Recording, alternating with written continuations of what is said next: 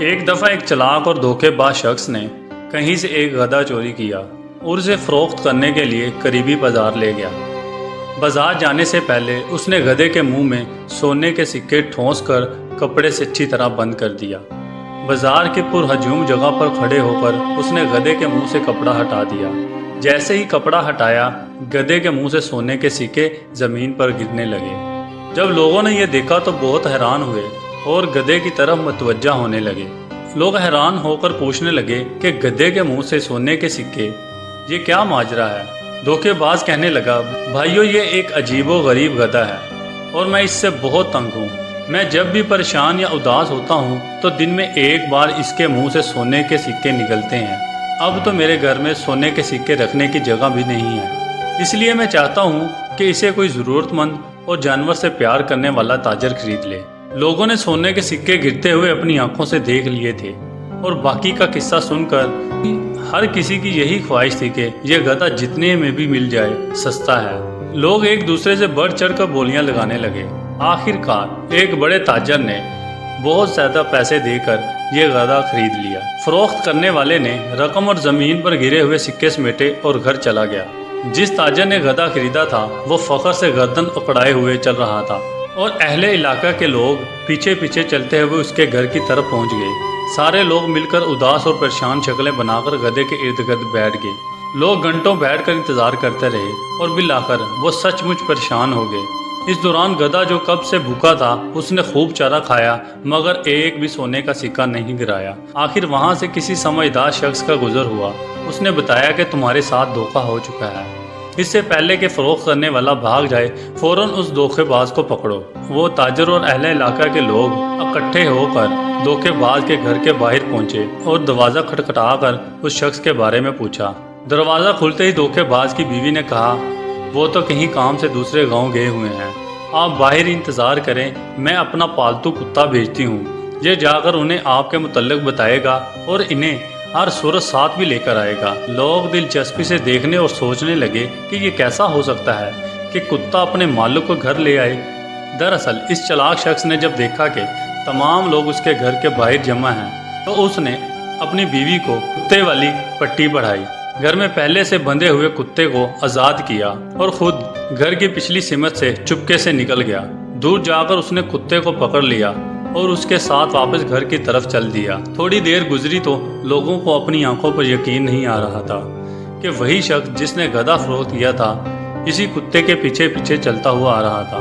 اب سارے لوگ یہ بات بھول گئے کہ وہ وہاں کیوں آئے ہیں۔ کتے کے متعلق پوچھنے لگے کہ یہ کتا تو بڑے کام کا ہے، بتاؤ یہ کتنے کا ہے، اسے تو ہر صورت خریدنا ہوگا۔ اس دھوکے باز اور چلاک شخص نے پہلے تو انکار کیا لیکن بعد میں اچھے دام ملنے پر وہ کتا اس ہجوم میں سے ایک دوسرے تاجر کو فروخت کر دیا۔ اب لوگ ٹولی کی شکل میں صرف یہ دیکھنے کے لیے کہ کتا گھر سے گئے ہوئے شخص کو کیسے واپس لے کر آتا ہے اس تاجر کے ساتھ چلتے گئے۔ تاجر نے گھر جا کر غلام کو کہا کہ تم ساتھ والے گاؤں جاؤ تاکہ کتا تمہیں ڈھونڈ کر واپس لے آئے۔ غلام جیسے ہی دوسرے گاؤں پہنچا وہاں سے بھاگ نکلا اور کتا بھی کہیں دور چلا گیا جو واپس نہ آیا۔ جب غلام اور کتا دونوں واپس نہ آئے تو لوگوں کو پتہ چل گیا کہ یہ ایک بار پھر ہمارے ساتھ دھوکہ ہو گیا ہے۔ وہ دوبارہ اکٹھے ہو کر جب اسی دھوکے باز کے گھر گئے تو وہ ایک بار پھر گھر کے پچھلے خفیہ دروازے سے بھاگ نکلا اور اس کی بیوی کہنے لگی، وہ ساتھ والے گاؤں کسی کام سے گئے ہوئے ہیں۔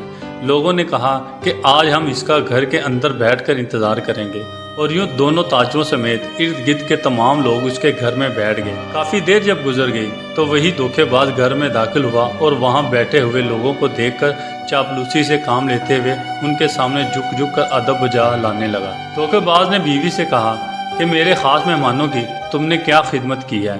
ان مہمانوں کو کچھ کھانے پینے کو دیا یا بھوکا ہی بٹھایا ہوا ہے؟ وہ لوگ دل ہی دل میں شرمندہ ہونے لگے کہ ہم جسے دھوکے باز سمجھ رہے ہیں وہ تو بڑا سخی اور مہمان نواز بندہ ہے۔ اس کی بیوی نے انکار میں سر ہلاتے ہوئے کہا کہ ان فضول اور فاتو لوگوں کو کون اپنا مہمان بناتا ہے، میں نے تو انہیں پانی تک نہیں پوچھا۔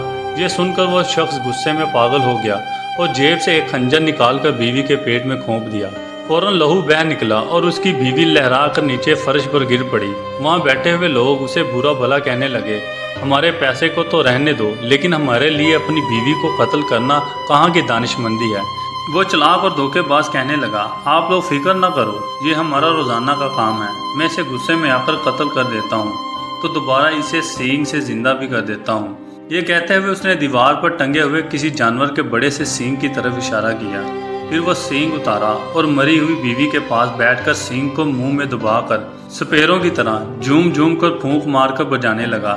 تھوڑی دیر بعد وہی مقتولہ جو کچھ دیر پہلے سب کے سامنے خنجر کے وار سے ہلاک ہو چکی تھی، اپنے زخم پر ہاتھ رکھے ہوئے اٹھ کھڑی ہوئی۔ تمام لوگ حیرت زدہ رہ گئے اور ایک بار پھر وہ سب یہ بات بھول کر کے یہاں کیوں آئے ہیں اس سینگ کو خریدنے کا سوچنے لگے۔ دھوکے باز نے بولی بڑھانے کی خاطر کہنا شروع کر دیا کہ یہ تلسماتی سینگ پوری دنیا میں ایک ہی ہے جو صرف میرے پاس ہے اور میں اسے کسی بھی قیمت پر فروخت نہیں کروں گا۔ کرتے کرتے ایک بڑے تاجر نے سب سے زیادہ رقم ادا کر کے وہ سینگ خرید لیا اور سینگ خرید کر وہ تمام لوگ اپنے اپنے گھروں کو چلے گئے۔ جس نے سینگ خریدا تھا کہنے لگا، میں جو اپنی بیوی کی روزانہ کی بک بک سے تنگ ہوں، آج اگر اس نے لڑائی کی تو مار دوں گا اور رات سکون سے گزار کر صبح سینگ کی مدد سے زندہ کر لوں گا۔ جس نے سینگ خریدا تھا جیسے ہی گھر پہنچا تو اس کی بیوی نے حسب معمول لڑائی شروع کر دی۔ اس نے بے فکر ہو کر خنجر نکالا اور بیوی کی پیٹھ میں گھونپ دیا۔ خون نکلا، وہ تڑپی اور ٹھنڈی ہو گئی۔ اس نے اٹھا کر کمرے میں لٹا دیا اور پوری رات ایسے ہی رہنے دیا۔ صبح اٹھ کر اس نے مختلف طریقوں سے سینگ کو بجایا مگر وہ تو مر چکی تھی۔ دھیرے دھیرے اسے اپنی بے وقوفی کا احساس ہونے لگا۔ وہ پچھتاوے کے احساس کے ساتھ گھر سے نکلا تو باہر تمام لوگ اس کے منتظر تھے کہ پتہ کریں رات کیا بیتی اور سینگ نے کیا کمال دکھایا۔ وہ شخص دکھ اور شرمندگی کو چھپانا چاہ رہا تھا مگر کچھ لوگوں نے جب اصرار کیا تو اصل بات گلوا لی۔ اب کی بار انہوں نے پکا ارادہ کر لیا کہ اس نوسر باز کی کسی بھی بات میں نہیں آنا اور اس کو دیکھتے ہی قابو کر کے ایک بوری میں بند کر کے سمندر میں پھینک دینا ہے۔ سب نے اس پر اتفاق کیا۔ ایک دفعہ پھر وہ لوگ اکٹھے ہو کر اس دھوکے باز کے گھر پہنچے اور اندر جا کر اسے قابو کر لیا۔ بڑی سی بوری میں ڈال کر سمندر کی طرف چل دیے۔ سمندر وہاں سے کافی دور تھا۔ بوری میں بند دھوکے باز شخص کو باری باری اٹھاتے ہوئے وہ سب لوگ تھک گئے تھے۔ سمندر سے کچھ فاصلے پر پہنچ کر انہوں نے کہا کہ تھوڑی دیر سستا لیتے ہیں، اس کے بعد آرام سے اسے پانی میں پھینک دیں گے۔ وہ لوگ تھکے ہوئے تھے اس لیے جیسے ہی آرام کرنے کے لیے رکے تو انہیں نیند نے گھیر لیا۔ وہ بے فکر ہو کر سو گئے۔ بوری میں بند شخص نے بھوک اور پیاس سے بے حال ہو کر چیخنا چلانا شروع کر دیا مگر وہ تمام لوگ تو خواب خرگوش کے مزے لے رہے تھے۔ اسی آسنا میں وہاں سے ایک چرواہا کا گزر ہوا۔ اس نے دیکھا کہ بہت سے لوگ اکٹھے ہو کر سو رہے ہیں اور ایک طرف پڑی بوری سے چیخے چلانے کی آوازیں آ رہی ہیں۔ اس نے بھیڑ بکریوں کو ایک طرف کھڑا کیا اور آگے بڑھ کر جب بوری کھولی تو اس نے دیکھا کہ اس کے اندر تو کوئی شخص بند ہے۔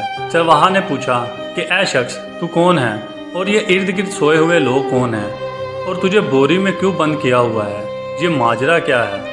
دھوکے باز نے کہا، سنو، یہ تمام لوگ میرے خاندان کے ہیں۔ یہ میری شادی سمندر پار ایک شہزادی سے زبردستی کروانا چاہتے ہیں مگر مجھے مال و دولت کی ذرا بھی ہوس نہیں ہے۔ میں تو اپنی چچا زاد لڑکی سے محبت کرتا ہوں۔ چرواہا اس کی باتیں سن کر بڑا متاثر ہوا اور کہنے لگا، بتاؤ کیا میں تمہارے کسی کام آ سکتا ہوں؟ دھوکے باز کہنے لگا، ہاں ہاں کیوں نہیں، تم میری جگہ اس بوری میں آ جاؤ۔ جب شہزادی کے سامنے بند بوری کھلے گی تو پھر اس کا تم سے شادی کرنے کے سوا کوئی چارہ نہیں ہوگا۔ چرواہا یہ سن کر خوش ہو گیا اور ہنسی خوشی اس دھوکے باز کی جگہ بوری میں بند ہو کر بیٹھ گیا۔ دھوکے باز نے وہاں سے چرواہا کی بھیڑ بکریوں کو ساتھ لیا اور واپس اپنے گھر آ گیا۔ وہ لوگ جب نیند سے بیدار ہوئے تو انہوں نے بوری کو اٹھایا اور چلتے چلتے آخرکار سمندر میں پھینک دیا اور مطمئن ہو کر اپنے اپنے گھروں کو لوٹ آئے۔ اگلے دن انہوں نے دیکھا کہ دھوکے باز شخص کے گھر کے باہر 300-400 کی تعداد میں بھیڑ بکریاں بندھی ہوئی ہیں۔ وہ بڑے حیران ہو کر جب وہاں گئے تو دیکھا کہ جس کو سمندر میں پھینک کر آئے تھے وہ تو گھر میں بیٹھا اپنی بیوی سے گپے لڑا رہا ہے۔ انہوں نے تعجب سے پوچھا کہ ہم نے تو تمہیں کل سمندر میں پھینکا تھا اور آج تم صحیح سلامت اپنے گھر میں ہو اور باہر بھیڑ بکریوں کا ریوڑ بھی ہے۔ وہ دھوکے باز شخص کہنے لگا، جب تم لوگوں نے مجھے سمندر میں پھینکا تھا تو وہاں سے ایک جل پری نمودار ہوئی اور وہ مجھے اپنے ساتھ زیر سمندر بنے گھر میں لے گئی۔ وہاں ہیرے جواہرات اور موتیوں سے بنے ہوئے بے شمار محل اور ہزاروں کی تعداد میں مال مویشی تھے۔ جل پری نے مجھے مہمانوں کی طرح رکھا اور میرے خوب خاطر مدارت کی۔ وہ مجھ سے شادی کرنا چاہتی تھی और वहाँ का हाकिम बनाना चाहती थी। मगर जब मैंने कहा कि मेरी पहले से एक बीवी है और मैं अपने घर जाना चाहता हूँ, तो उसने कहा कोई बात नहीं, और अपनी तरफ से भेड़ बकरियों का तोहफा देकर कहने लगी कि अगर तुम्हारे इलाके में कोई ऐसा हो जो यहाँ की जल परियों से शादी करके यहाँ ऐशो इशरत की ज़िंदगी गुजारना चाहता हो तो उसे यहाँ ले आना। ये बात सुनने की देर थी कि वहाँ आए हुए तमाम बूढ़े जवान कहने लगे हम वहाँ जाना चाहते हैं और वहाँ जाकर हाकिम बनना चाहते हैं। इस धोखेबाज शख्स ने कहा कि तुम सिर्फ चंद अफराद हो, अगर इस कस्बे के तमाम लोग भी वहाँ चले जाएं तो फिर भी कम है। उन्होंने कहा कि हम कस्बे के हर शख्स को अपने साथ जाने के लिए राज़ी कर लेंगे। धोखेबाज ने कहा ठीक है, कल सुबह के वक्त समुंदर के किनारे हर शख्स अपने लिए एक बोरी और एक रस्सी लेकर पहुंच जाए और वहां पहुंचकर हर शख्स एक दूसरे को बोरी में बंद करने में मदद करेगा।